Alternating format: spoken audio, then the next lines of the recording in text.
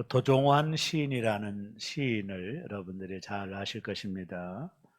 이분이 쓴 시들이 좀 많이 있는데 그 중에 제가 읽으며 감동받았던 시가 흔들리며 피는 꽃이라고 하는 시입니다. 시의 내용을 잠깐 한번 소개하겠습니다. 흔들리지 않고 피는 꽃이 어디 있으랴? 이 세상 그 어떤 아름다운 꽃들도 다 흔들리면서 피었나니 흔들리면서 줄기를 곧게 세웠나니 흔들리지 않고 가는 사랑이 어디 있으랴?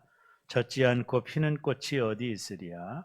세상 그 어떤 빛나는 꽃들도 다 젖으며 피었나니 바람과 비에 젖으며 꽃잎 따뜻하게 피웠나니 젖지 않고 가는 삶이 어디 있으랴?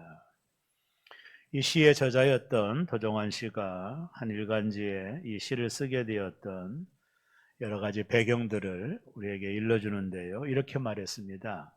외로움과 가난과 좌절과 역경과 상실과 버림받은 아픔이 없었다면 나의 문학도 없었을 것이다. 나는 이제 그것들에게 감사하며 그것들 하나하나가 축복이었다고 생각한다. 외롭고 가난하고 절망스럽지 않았다면 나는 문학을 하지 않았을 것이다. 시인이 이런 아름다운 시를 쏟아낼 수 있었던 이유는 그의 삶에 수많은 시련과 어려움들이 있었다라는 것을 반증하고 있는 것입니다. 이 시의 꽃은 바람과 비에 의하여 흔들리고 젖는 존재라는 것을 명제로 하며요. 꽃이 피기 위해 바람에 흔들리고 비에 젖을 수밖에 없다라고 말을 하며 시인은 바람을 시련으로 비를 역경으로 은유적으로 표현한 내용입니다. 이 시의 내용들을 읽으면서 사람은 시련과 역경이 올 때 잠시 흔들리지만 그것을 견디면서 꽃을 피우는 것이 인생이다. 이렇게 이야기할 수가 있습니다. 우리는 대개 때때로 요동치 않는 인생을 원합니다. 모두 다 평안을 원하고 우리의 삶에 떳떳하지 않은 일들이 벌어지는 것을 원하지 않죠. 그러나 문제없는 인생은 이 땅에 존재하지 않습니다. 그것은 매우 불가능한 일입니다. 왜냐하면 하나님은 우리를 그렇게 다루시지 않기 때문이죠. 구약 성경에 나와 있는 하나님에 대한 이미지는 어떤 때는 독수리 어미 같은 하나님, 독수리의 새끼를 쪼아 낭떠러지에 떨어뜨려 새의 왕으로 만드는 독수리 어미 같은 하나님, 또 하나님은 토기장이 같으시다. 이런 표현들은 하나님께서 우리를 어떻게 다루시기를 원하는지를 잘 보여주고 있는 것이죠. 큰 나무는 폭풍우 때문에 깊이 뿌리를 내리는 겁니다. 깊은 뿌리를 가진 나무는 온실에서 자란 나무가 아니죠. 하나님은 우리가 온실의 화초가 되길 원하지 않습니다. 성경을 읽으면서 늘 그것을 발견하게 됩니다. 하나님 앞에 쓰임받았던 구약의 많은 사람들은 모두 다 고난을 통과했고 광야를 견디며 하나님 앞에 쓰임받게 된 것이죠.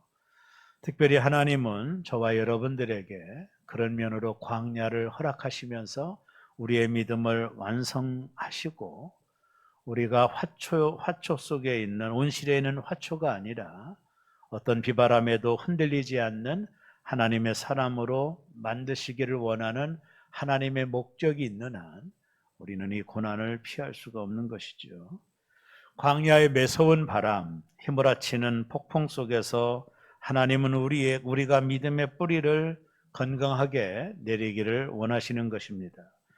결국에 우리를 흔들리게 하는 것은 우리를 넘어뜨리는 것이 아니죠. 우리가 믿음의 뿌리를 내리는 조건이 되는 것입니다. 저와 여러분들은 이 땅을 사는 동안에 자주 흔들립니다. 가정도 흔들리고 자녀도 흔들리고 건강도 흔들리고 주식도 흔들리고 경제도 흔들립니다. 이럴 때 우리는 어떻게 해야 될까? 우리의 삶을 흔들게 만드는 여러 가지 일들을 만나게 될 때 우리는 어떻게 해야 될까? 그것이 오늘 본문이 우리에게 전해주는 메시지입니다.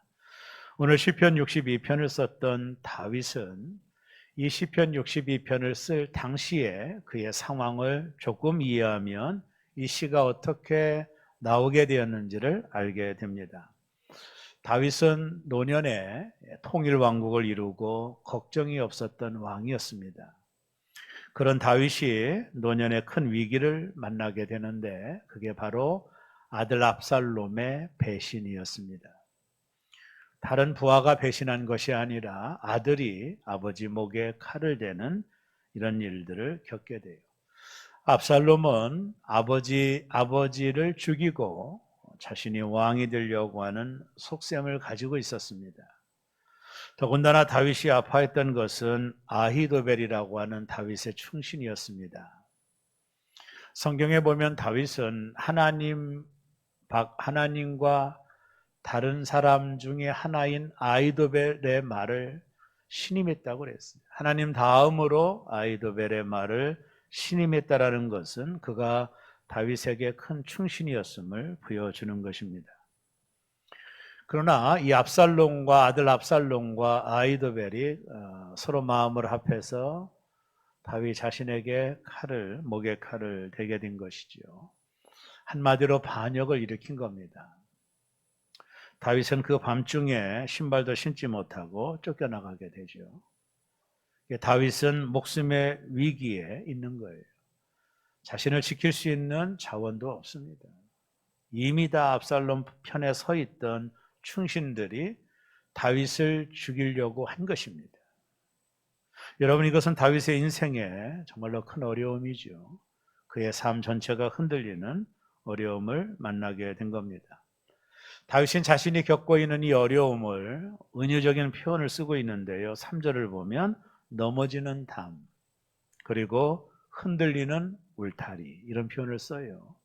여러분, 담이 뭡니까? 자신을 안전하게 지켜주는 거 아니에요? 울타리는 뭡니까? 자신의 보금자리를 안전하게 지켜주는 것이죠. 다윗은 지금 자신을 지켜주는 모든 담이 넘어진다라는, 또 자신을 안전하게 지켜주는 울타리들이 흔들리고 있다라고 자신이 처한 상황을 은유적으로 표현하고 있는 것이죠. 그럴 수밖에 없는 것이 자신이 의지했던 아들, 또 그가 사랑했던 충신들인 그의 인생의 큰 담이었고 울타리였는데 어느 순간에 그들의 배신함으로 인하여 자신을 지켜주었던 담 같은 그들이, 울타리 같은 그들이 배신함으로 자신은 더 이상 보호를 받을 수 없는 그런 지경에 처하게 되는 것이죠. 그런 다윗이 오늘 시편 62편을 쓰고 있는데요. 오늘 시편 62편 2절에 이렇게 말합니다. 내가 크게 흔들리지 아니하리로다.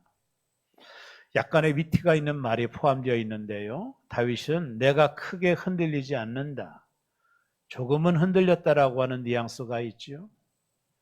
그도 사람이었기 때문에 그가 당한 이런 현실을 어떻게 그가 흔들리지 않을 수 있겠어요. 이제 그는 자신의 자원을 가지고는 자신의 목숨조차도 지킬 수 없는 이런 상황 아닙니까? 그도 사람이고 인간이기 때문에 약간은 흔들렸다라는 거예요. 그런데 다윗이 이어서 내가 크게 흔들리지 아니하리로다, 이런 아주 놀라운 고백을 다윗이 하고 있는 것입니다. 그가 조금은 흔들렸다라고 하는 말은 우리에게 위로가 되죠.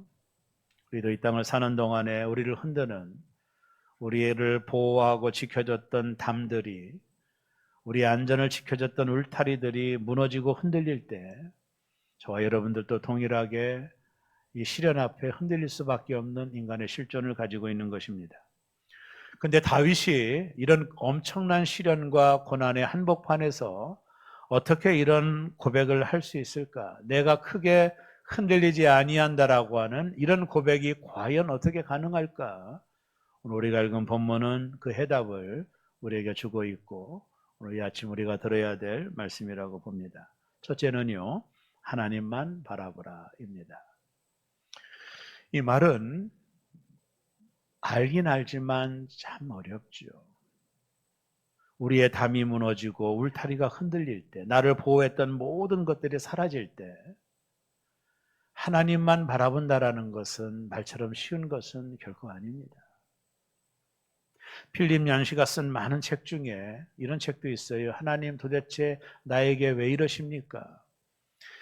이런 영성이 충만한 사람들도 자신이 겪고 있는 인생의 수많은 시련 앞에서 하나님을 향하여 그런 고백도 했어요. 하나님 도대체 나에게 왜 이러십니까? 이것은 믿음의 문제이기보다는 인간의 연약함 때문에 수많은 시련과 역경을 겪게 될 때 누구나 흔들릴 수 있다라는 거죠. 우리가 로봇이 아닌 한. 그런데 오늘 다윗이 말을 합니다. 내가 크게 흔들리지 아니하리로다. 그 이유를 그는 하나님을 바라보았기 때문이라고 고백을 해요. 그렇다면 우리도 여기에 중요한 해답을 찾을 수가 있죠. 오늘 저와 여러분의 삶이 크게 흔들릴 때, 우리의 안전한 것들이 무너지고 우리를 보호했던 모든 담들이 흔들리고 무너질 때 우리도 이 다윗의 고백을 충분히 들어야 되지 않을까요? 내가 크게 흔들리지 아니한다라는 이 고백은 다윗이 왜 하고 있나요? 자기가 하나님을 바라보았기 때문이라는 것이죠. 자, 오늘 시편 62편 1절이 그 내용을 담고 있는데 우리 다 같이 한번 읽습니다. 나의 영혼이 잠잠히 하나님만 바라미요. 오늘 이 말씀을 주목해서 읽어보십시오. 몇 가지 우리가 주목해야 될 단어 하나가 있는데 그게 뭐냐면 하나님만이라고 하는 단어입니다. 히브리어로 아크라고 하는 이 단어를 주목해야 돼요. 다윗은요, 다른 여러 가지 중에 하나로 하나님이 아니라 오직 자신은 하나님만 바라본다라는 거예요. 하나님도가 아니라 하나님만 바라본다라고 다윗이 고백을 하고 있는 것입니다. 사람이 세상을 살아가면서 바라보는 것들이 많아요. 우리가 어떤 위기를 당하고 시련을 겪게 됐을 때 사람들이 감각적으로 나타나는 반응이 뭐냐면 첫째는 사람을 바라봅니다. 나에게 도움을 줄 수 있는 사람을 쳐다보게 돼요. 그 사람이 나에게 도움을 줄 거야. 그러면서 그 사람을 찾아가고 그 사람의 도움을 받습니다. 사람의 도움을 구하려고 해요. 모든 사람이 마찬가지입니다. 자신이 해결할 수 없는 문제 앞에 직면할 때 당연히 우리는 유능한 사람, 똑똑한 사람, 자신에게 유익을 줄 수 있는 사람을 바라볼 수밖에 없는 것이 인간의 실존입니다. 다윗도 그랬습니다. 그러나 다윗이 이 압살롬의 반역으로 인하여 자신의 담이 되어주고 울타리가 되어준 사람들, 그리고 그의 아들, 그리고 그의 충신들이 어느 순간에 마음을 변하여 다윗의 목에 칼을 대는 일들을 만나게 될 때 다윗이 도대체 무엇을 느꼈을까요? 무엇을 느끼고 있었을까요? 얼마나 그가 믿었던 사람들 앞에 실망을 했을까요? 그가 깨닫게 되었을 것입니다. 아, 사람을 신뢰할 수 없겠구나. 그가 그토록 믿었던 아들 아닙니까? 그가 그렇게 충신으로 여겼던 신하 아니었습니까? 그들이 자신의 목에 칼을 대고 있을 때 다윗은 얼마나 큰 상심감을 느꼈을 거예요. 그러나 알게 되었습니다. 사람은 신뢰할 대상이 아니라는 것을 그는 뼈저리게 느끼고 있는 것이죠. 성경 어느 곳에도 사람을 신뢰하라고 하는 말이 없습니다. 성경은 오직 말합니다. 너희가 사람을 사랑하라고 말하지 사람을 신뢰하라고 하는 말을 하지 않아요. 저도 오랜 기간 동안 목회하면서 제가 경험적으로 깨달은 사실들이 그런 것들이에요. 여러분, 나도 나를 못 믿어요. 우리 타인을 어떻게 믿을 수 있겠습니까? 그렇게 좋아하고 그렇게 살갑게 굳었던 사람들이 어느 순간에 배신하여 나의 목에 칼을 대는 것을 수없이 봤기 때문에 사람이라고 하는 것은 사랑의 대상이지 신뢰의 대상이 아니라는 것을 너무나도 많은 시간 동안 경험한 것이지요. 다윗도 마찬가지일 겁니다. 그가 그렇게 아꼈던 충신 아닙니까? 그 충신이 자신의 목에 칼을 대고 자신을 죽이려고 하는 이 사실 앞에서 다윗이 얼마나 인간에 대한 이 실망감이 있었겠습니까? 그래서 그가 말합니다. 나의 영혼이 잠잠히 하나님만 바라본다. 나는 이제 하나님만 바라본다. 하나님도가 아닙니다. 나는 사람을 바라보지 않겠다. 그가 그토록 사랑했던 아들 아닙니까?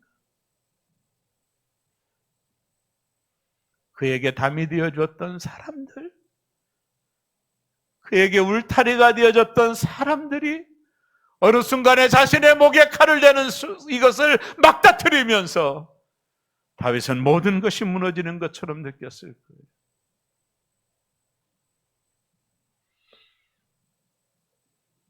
우리가 어려움을 겪고 곤란을 겪을 때 당연히 사람을 바라볼 수밖에 없지요. 근데 그것이 얼마나 허망한 것인가를 다윗이 알고 있는 거예요. 또 하나, 사람은 시련을 겪을 때 물질에 의지합니다. 우리는 이런 믿음이 있어요. 물질이 있으면 아무 걱정이 없을 거야. 내 이런 불행도 없을 거야. 내 이런 어려움도 해결할 수 있을 거야. 내 문제도 해결할 수 있을 거야 라고 말하지 마. 여러분, 그거 쏟고 있는 것입니다. 물질이 우리를 지켜주는 게 아니에요. 오히려 그 물질이 나를 더 어렵게 만들고, 그 물질이 가정을 파탄에 이르게 되게도 만들고, 물질이 없었을 때는 행복하던 가정이 어떤 큰 물질이 들어오면 자식이 부모를 고소하고 형제가 형제를 고소하는 지옥 같은 인생을 살아갈 수 있다는 거예요. 물질이 우리를 행복하게 만드는 것이 아니라 오히려 그 물질이 나의 가정에 파탄을 만들어버리고 인간관계를 모두 끊어버리게 만드는 원흉이 될 때가 있다는 거예요. 물질이 우리를 지켜줄 수 있을까요? 아이폰을 개발한 스티브 잡스가 CEO이며 얼마나 큰 부자입니까? 얼마나 많은 돈을 가진 사람입니까? 그런 그가 젊은 나이에 췌장암에 걸렸습니다. 그리고 세상을 떠나요. 그가 가지고 있는 그의 물질이 그를 지켜주지를 못했어요. 돈이 있으면 행복할 수 있을 거야. 그래서 우리는 노력하죠. 열심히 살아가죠. 수고하죠. 애를 쓰죠. 그렇게 해야 되겠지만 여러분, 물질은 목적이 아니에요. 여러분이 물질을 목적으로 삼으면 하나님 믿기 어려워요.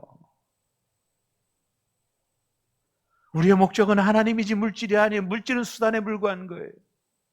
이게 바뀌어버리니까 예수님께서 너희가 두 주인을 섬길 수 없다라고 말하고 있는 겁니다. 물질이 우리를 지켜주는 게 아닙니다.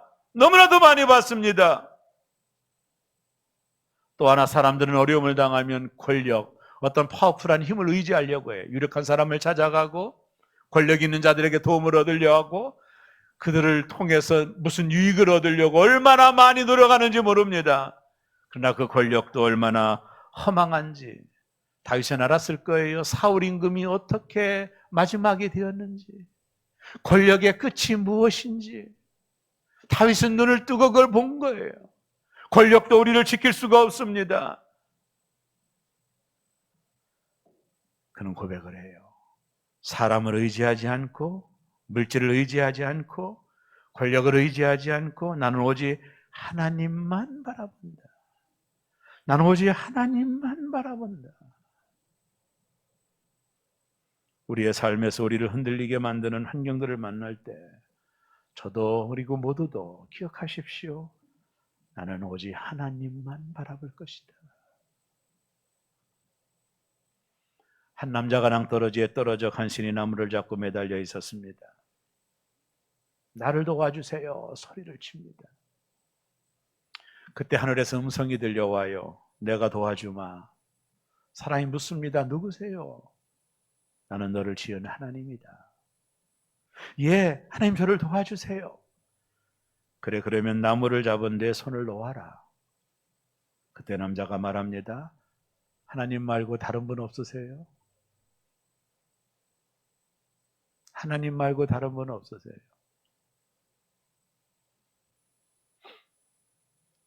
왜 우리가 하나님만을 바라봐야 될까요?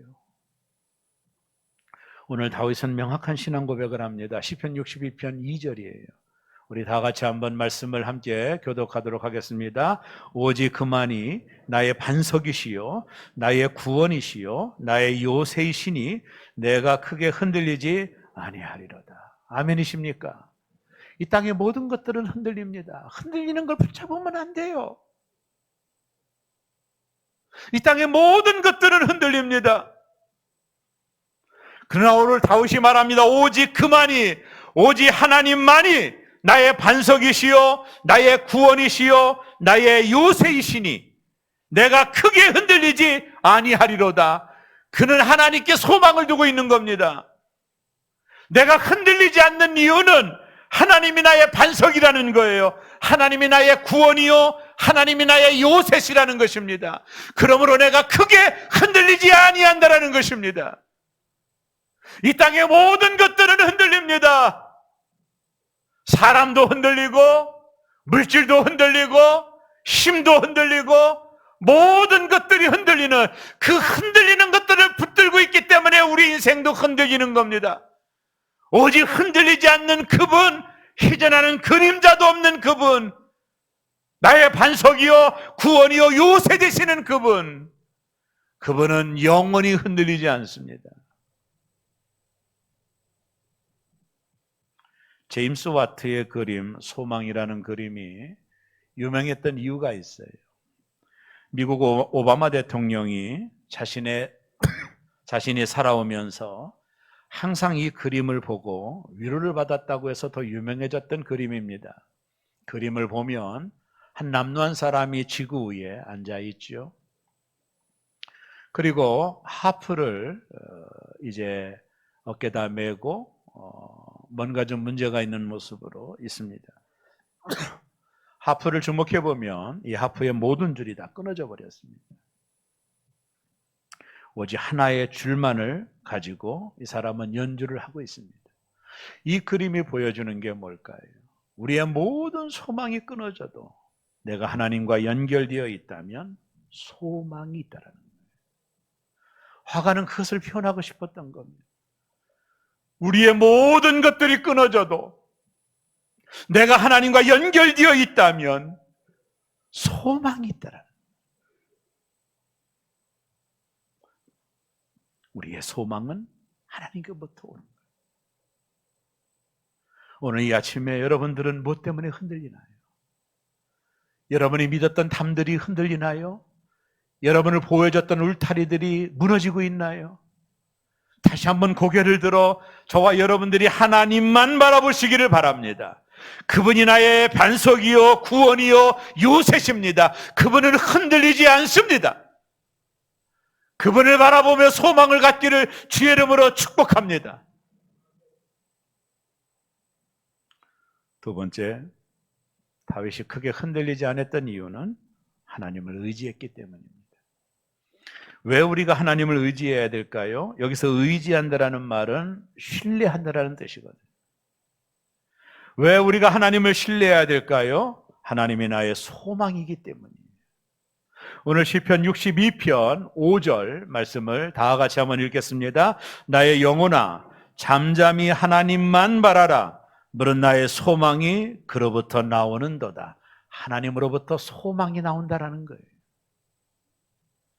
다윗은 자신의 소망이 하나님께로부터 나온다라고 고백하고 있는 겁니다. 우리는 약합니다. 흔들릴 때도 많이 있습니다. 그래서 우리가 어려운 문제를 만나면 인간적인 방법을 찾기에 급급합니다. 유력한 사람을 찾기도 하고 내 방법으로 무엇인가 해결하고 애를 씁니다. 그러나 그럴수록 문제는 더 꼬이고 깊어져 갑니다. 다윗이 삶이 흔들렸을 때 그는 두 가지 태도를 보입니다. 먼저는 잠잠입니다. 여러분 어려울 때 잠잠하셔야 됩니다. 잠잠하는 자만이 하나님의 음성을 들을 수 있습니다. 이스라엘 민족이 홍해 앞에서 절망에 떨고 있을 때 모세가 뭐라고 말합니까? 너는 가만히 있어. 하나님께서 너희를 위하여 행하시는 구원을 보라. 경고망동하지 말고 잠잠히 하나님을 바라보아라. 그가 우리의 소망이니라.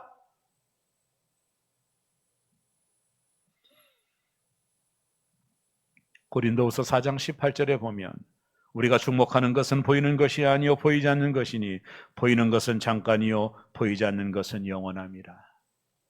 보이는 것은 잠깐입니다. 보이지 않는 영원한 것을 붙들어야 됩니다. 그분이 하나님이십니다. 그분에게 모든 소망이 나옵니다.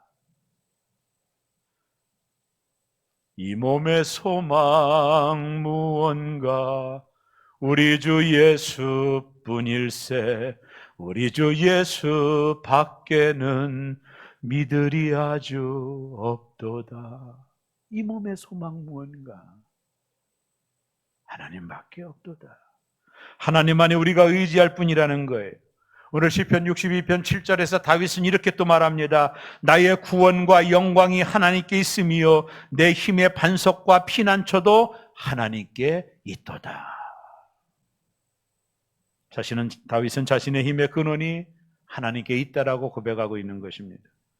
이어서 시편 62편 8절에 보면 백성들아 시시로 그를 의지하고 그를 신뢰하고 때때로 시시로 그를 신뢰하라는 거예요. 왜요? 그분께만이 소망이 있기 때문에 그렇습니다. 여기서 의지한다라는 말이 히브리어로 바타흐라는 뜻이거든요. 매달리다라는 뜻입니다. 하나님께 매달리라는 거예요. 시시로 하나님께 매달리라는 거예요. 그분만이 우리의 소망이라는 거예요. 우리는 혼자 사는 인생이 아닙니다. 예수님 말씀하시기를 내가 너희를 고아와 같이 버려두지 않을 것이라고 말씀했어요. 우리는 고아가 아닙니다. 하나님 지금 나와 함께 하십니다. 그 아버지께서 나를 보호해 주시고 나를 인도해 주시고 나에게 힘을 주십니다. 신앙은 이해가 아니라 받아들임입니다. 하나님이 나와 함께 하심을 받아들이는 겁니다. 그리고 그분을 의지하는 것입니다. 바타흐, 그분께 매달리는 것입니다. 다윗은 흔들리는 세상에서 흔들리지 않는 것은 오직 하나님 한 분이심을 깨닫고 있는 거예요. 그래서 그의 삶은 흔들렸지만 하나님에 대한 신뢰는 견고했다라는 것입니다. 저는 언젠가 스필버그의 영화 링컨이라는 영화가 있습니다. 노예를 해방시키는 과정을 그린 영화인데요. 링컨이 수정헌법 13조를 만들려고 했습니다. 이 법은 뭐냐면 노예를 완전히 해방시키는 겁니다. 그 당시 백인들은 노예가 마침 종처럼 부리던 시대예요. 근데 이것을 해방하려고 하니 얼마나 많은 사람들이 반대를 했겠습니까? 유력한 자들이 링컨을 죽이려고 하고 링컨의 아내도 아들도 모두 다 반대. 정적들의 위험이 엄청나게 나옵니다. 이 영화 속에 보면 링컨이 몇 번 목숨이 잃을 상황도 직면하게 됩니다. 그때 링컨이 그 영화에 보면 나오죠. 그때 링컨이 성경을 펴고 손때가 가장 많이 묻어있는 성경 구절 하나를 또 가르칩니다. 시편 34편 4절입니다. 내가 여호와께 간구하매 내게 응답하시고 내 모든 두려움에서 나를 건지셨도다. 이 영화의 클라이막스입니다. 그것을 얼마나 가르쳤던지 링컨 박물관에 가보면 시편 34편 4절이 움푹 패여 있다고 그래요. 그는 하나님을 의지하는 거죠. 시시로요. 여기는 저도 때로 앞이 캄캄할 때가 많이 있습니다. 마치 출구가 막힌 긴 터널처럼 보일 때도 있습니다. 이것은 저에게 엄청난 고통입니다. 그러나 그런 시간들을 지나고 나서 보니 그때는 누구도 의지할 사람이 없었던 것이 내게 복이었구나 하는 것을 알게 된 적도 많아요. 왜요? 하나님을 의지할 수밖에 없기 때문입니다.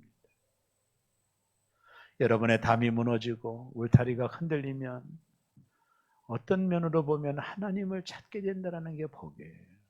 그렇지 않다면 찾을 수도 없잖아요. 우리 인생이 마구 흔들리는 것은 어떻게 보면 하나님만 의지하라고 하는 하나님의 음성이 아닐까요? 예레미야 선지자가 말하지 않던가? 예레미야 17장 7절과 8절입니다. 우리 다 같이 한번 읽습니다. 그러나 물은 여호와를 의지하며 여호와를 의뢰하는 그 사람은 복을 받을 것이다. 그는 물가에 심어진 나무가 그 뿌리를 강변에 뻗치고 더위가 올지라도 두려워하지 아니하며 그 입이 청청하며 가무는 해에도 걱정이 없고 결실이 그치지 아니함 같으리라. 아멘. 하나님을 의지하는 자, 하나님을 의뢰하는 자는 물가에 심긴 나무 같을 거라는. 결국 우리의 문제는 하나님과의 관계입니다. 우리가 하나님을 의지한다는 것은 우리가 하나님께 뿌리를 뻗친다는 거예요. 아무도 의지할 사람이 없다 하여도 절망하지 마세요. 기도밖에 할 수 있는 것이 없다고 슬퍼하지 마세요. 의지할 사람이 없는 것, 기도밖에 할 수 없어라고 말할 수 있는 것이 복입니다. 왜요? 우리가 하나님을 찾을 수 있기 때문입니다. 주위에 의지할 사람이 많다면 조심하십시오. 의지해야 될 물질이 많다라는 것도 조심하십시오. 아는 사람이 많다라는 것도 조심하십시오.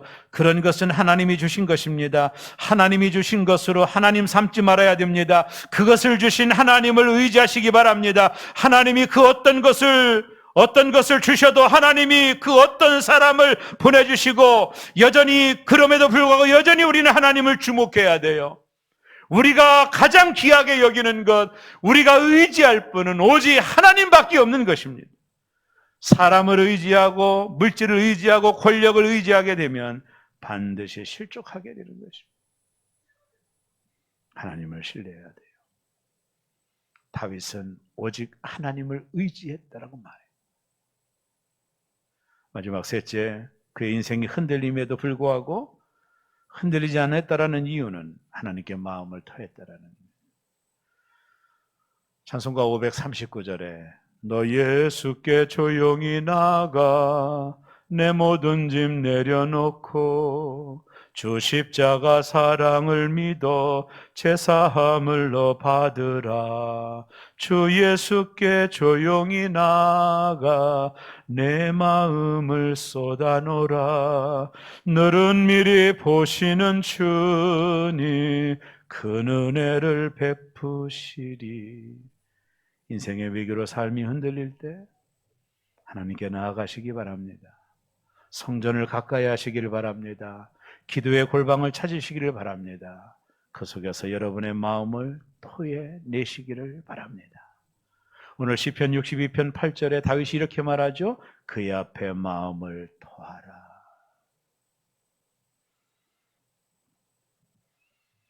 내 마음을 쏟아놓아라. 다른 사람에게 마음을 쏟아놓으시면 안 돼요. 하나님께 내 마음을 쏟아놓아야 돼요. 한나가 아이를 낳지 못해 고통당할 때 분인나가 얼마나 어렵게 합니까? 하루하루가 한나에게는 지옥이었을 거예요. 근데 그가 하나님의 성전에 올라가 미친 여자처럼 기도를 했습니다. 그때 엘리 선지자가 왜 낮부터 술에 취했느냐라고 말을 할 때 한나가 사무엘상 1장 15절에 이렇게 말합니다. 한나가 대답하여 이르되 내 주여 그렇지 아니하나이다. 나는 마음이 슬픈 여자라 포도주나 독주를 마신 것이 아니요 여호와 앞에 내 심정을 통한 것뿐이오니. 한나는 다른 사람에게 자신을 마음을 토하지 않았어. 그는 하나님 앞에 자신의 심정을 토해냈어. 하나님이 그의 기도를 들어주셨어. 하나님께서 우리 몸을 만드실 때 놀랍게 우리 몸을 지키는 기능들이 있어요. 예를 들어 눈을 껌뻑이는 것, 이상한 이물질이 들어올 때 자동적으로 눈이 껌뻑임으로 눈을 보호하게 하셨고, 또 토하는 게 있어요. 상한 것이나 위험한 음식을 먹으면 몸이 토하게 만들어요. 토하는 것은 불쾌하게 보이지만 우리 몸이 살아나기 위해 필요한 것이. 이처럼 우리 몸을 건강하기 위해 토하는 것이 중요한 것처럼 우리의 영혼도 마찬가지. 우리 영혼이 살기 위해서는 토해야 돼요. 하나님 앞에 토해내야 됩니다. 다윗의 시편을 읽다 보면 그는 자신이 당한 억울한 일, 원통한 일을 겪으면서 수많은 상처를 받게 돼요. 그럴 때마다 그는 하나님 앞에 나가 그 원통함을 토해내고 있는 거예요. 토해내지 않으면 살 수가 없는 거예요. 그리고 그는 하나님의 치유를 받습니다. 그래서 오늘 본문에서 다윗은 그 앞에 마음을 토하라고 말하는 거예요. 여러분 억울한 일을 당했습니까? 너무나도 어려운 일들이 여러분의 삶에 찾아왔나요? 여러분을 지키게 안전하게 지키는 담이 무너지고 있나요? 흔들리나요? 여러분의 울타리가 흔들리고 있나요? 무엇이 있든지 간에 여러분 하나님 앞에 나와 여러분의 마음을 토하십시오. 그것이 내 영혼이 사는 것입니다. 토해내야 됩니다. 우리의 상처받은 마음을 다른 곳에 토하면 안 돼요. 왜 교회 안에 많은 상처가 있어요? 상처받은 사람들이 그 상처를 교인들에게 토하기 때문이에요. 하나님께 토하셔야 돼요. 우리가 정말 하나님을 신뢰한다면 그분께 우리의 마음을 쏟아놓는 거예요. 월상 예배 또 나와서 쏟아내고, 새벽에도 시간을 내서 와서 마음을 쏟아내고, 토하지 않으면 여러분 살 수 없어요. 그분은 나의 모든 것을 아십니다. 나의 슬픔, 나의 고통, 나의 연약함, 나의 약점, 나의 상처, 그분이 이미 아신다면 감추는 게 무슨 소용이 있겠어요? 이제 그분께 우리의 마음을 토해내는 거예요. 오늘 여러분 무엇 때문에 절망하나요? 여러분의 눈물의 이유가 뭔가요? 여러분 무엇 때문에 고통하나요? 다 하나님 앞에 내어놓으십시오. 그분께 토해내십시오. 그래야 영원히 살 수가 있습니다. 오늘 여러분 중에도 나를 둘러싸고 애워싸고 있었던 담이 무너지고 울타리가 찢기워짐으로 삶이 흔들림을 경험하는 분들이 계시다면 다윗은 우리에게 말합니다. 나는 하나님만 바라보았다고. 나는 하나님만 의지했다고. 그리고 나는 하나님께 내 마음을 쏟아놓았다고. 여러분과 저도 그렇게 하셔야 됩니다. 오늘 이 아침 여러분이 어떤 문제를 가지고 여러분을 보호하는 담이, 여러분을 지키는 울타리가 흔들리고 무너진다 할지라도 하나님 앞에 나아가 하나님을 온전히 바라보고, 그리고 그 하나님을 의지하고, 그리고 하나님 앞에 여러분의 마음을 토해내십시오. 다윗이 그렇게 했던 것처럼 말입니다.